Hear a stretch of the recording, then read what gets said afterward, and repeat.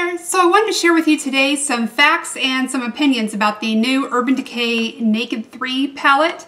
I have the Naked 1 or the original Naked. I don't have 2 and now I have 3. So I don't have a comparison of all 3 palettes, but I'm going to tell you a little bit about what I think about this latest version of the Naked palette and how it compares to the #1 palette. So let's get started. So first of all, some facts about the new Naked 3 palette. There are 12 shadows in the palette and they look like this. Probably seen a lot of swatches of these. I am not going to go through on a lot of detail in each of these colors because I did already swatch them. I posted a video, I believe it was last week when I got this. I swatched them in outdoors and natural lighting so you can really get a good feel for all the tones of these shadows.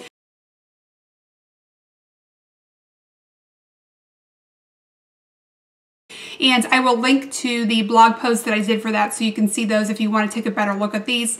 Another fact about this, it does come with a dual-ended brush. Not my favorite brush. It's okay. It's not really great for the shadows in my opinion. It's a synthetic brush with a very silky sort of texture and it doesn't hold on to the shadows really well, particularly these because they can be a little bit powdery. So I find that I get a lot of fallout with this brush.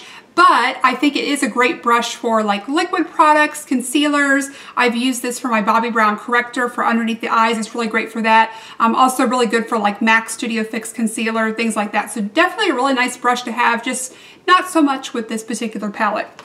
Another fact about this is it is $52. I purchased mine through the Urban Decay site when it was available there. It's been going in and out of stock there lately, but now it's also available on the Sephora site. I think it's coming into stores a little bit later, like around the 12th, and it's also available on the Ulta site. So hopefully between one of those 3 places, you should be able to find this if it is something that you're interested in. If not, and you want to wait till you can see it in person, again, I think I heard around the 12th for Sephora in stores.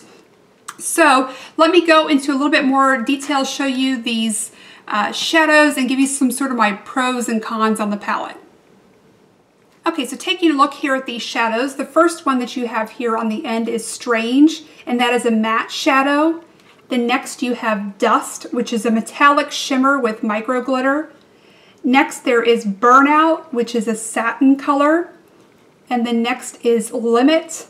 Make sure I'm on the right one here. There is Limit, and that is a matte shadow. Next is Buzz, that's a shimmer with micro glitter. Next is Trick, which is shimmer with micro sparkle. Then we're moving down to Nooner, which is another matte shadow. And then we have Liar, which is a shimmer here. Then Factory, which is a satin. And then Mugshot, which is a shimmer with shift, as they say. And then you have Dark Side, which is a satin. And then finally down here at the end, you have Blackheart, which is a matte with micro sparkle.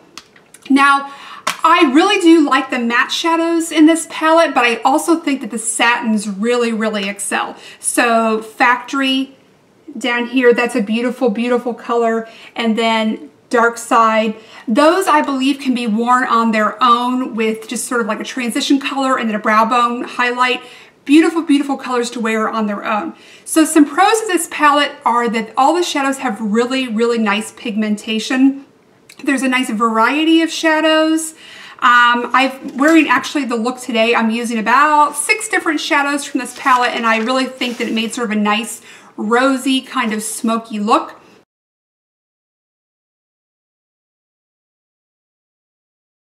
There are some unique shades to this palette. These are definitely shades that have never been seen with Urban Decay before, so they are new to the Urban Decay line.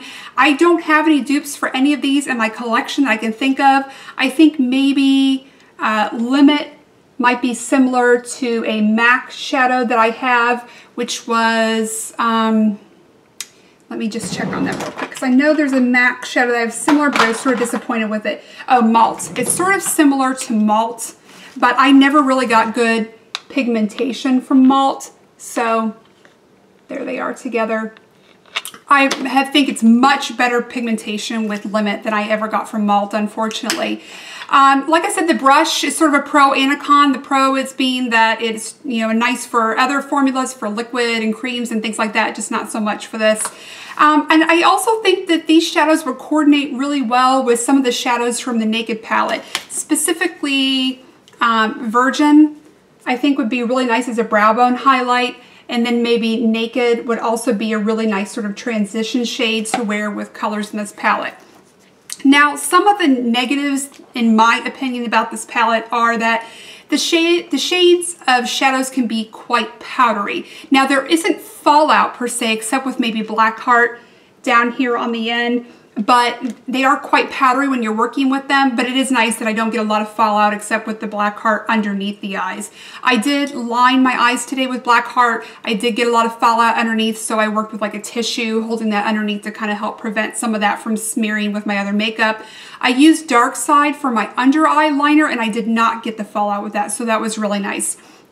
The other con is I just don't feel like this is really a complete palette on its own. I think there's some beautiful colors. I think there's a nice range of colors, but it doesn't feel like, to me, that type of pack it and go palette that would be an all-in-one, all-inclusive. You're going out of town on vacation and you only want to take one palette with you. And the reason why I think that is I don't feel like there's a good transition shade for me in this palette, and I don't feel like there's a really good brow bone highlight. Now, if you wanted to do sort of a matte brow bone highlight, Strange is a really nice color. But I've been using Strange as an all over the lid sort of, you know, evening out canvas color. And I guess you could use Dust right here if you really wanted to, but I find that it's really a bit too sparkly for me for that. It doesn't have like that really fine kind of sheer shimmer that I would want for a brow bone highlight. The other thing is I don't really enjoy the glittery shadows with this palette, but again, that's more of a preference than, you know, a drawback for the palette, because that might be something that other people would really, really like about it. And, you know, a palette can't be all things to all people, but for me, it's just, I don't know, it just isn't a complete palette that I feel like I could do everything I wanted to on a trip or, you know, going away somewhere with this particular palette. I think these palettes in combination are really, really good, but this particular palette to me doesn't seem as complete as like the Naked One did.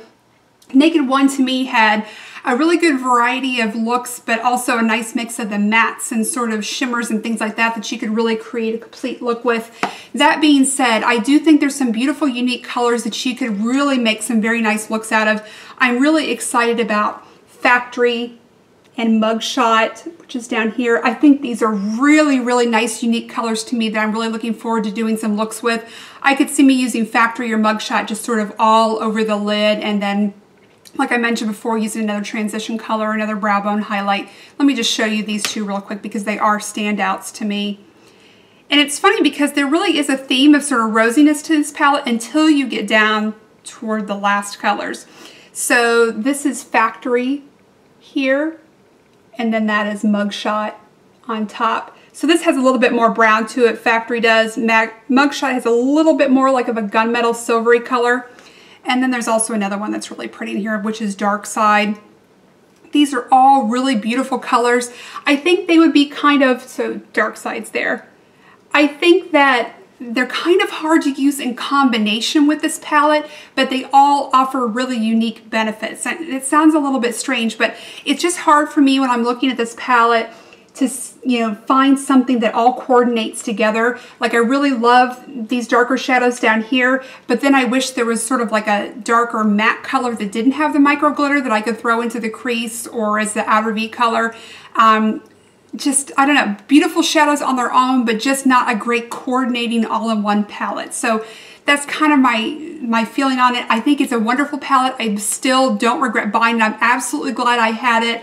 I'm really, really glad that I have it. But if you're feeling like maybe you're looking for something that would be all-in-one, grab and go, I would probably lean more toward the Laura Mercier Artist Palette for eyes. I feel like that one has a little bit of everything that you need, and you can create a lot of different looks with that. I think you can create a lot of different looks with this palette, but you're going to need other shades from other palettes like the Naked One or other transition highlight colors that you have. So that is pretty much my thoughts on this palette. I hope that it was helpful to you if you're trying to make a decision for yourself. Again, I will link to my blog post showing all of these shades below so you can get a better look at those if you're interested. I thank you so much for watching, and I hope to see you very soon. Bye-bye.